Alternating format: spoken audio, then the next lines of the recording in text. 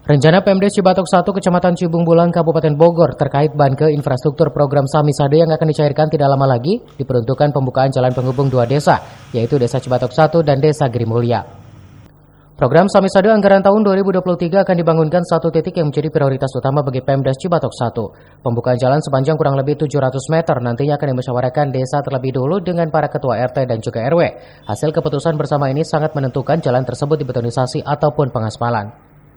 Anggaran Samisade untuk 2023 itu saya akan konsentrasi kepada pembuatan jalan baru untuk menghubungkan satu desa kepada desa lain atau dari Desa Cibatok 1 kepada Desa Girimulya, Pak.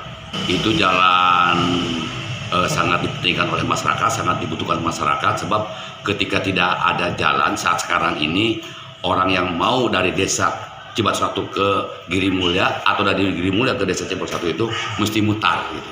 Tapi ketika jalan itu sudah terbangun, maka akses itu akan lebih cepat. Di bidang perekonomian pun itu akan membantu kepada warga masyarakat.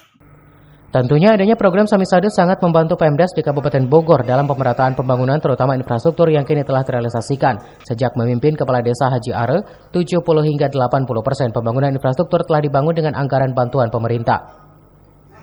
Dari Cibung Bulang, Kabupaten Bogor, Iman Abdurrahman melaporkan.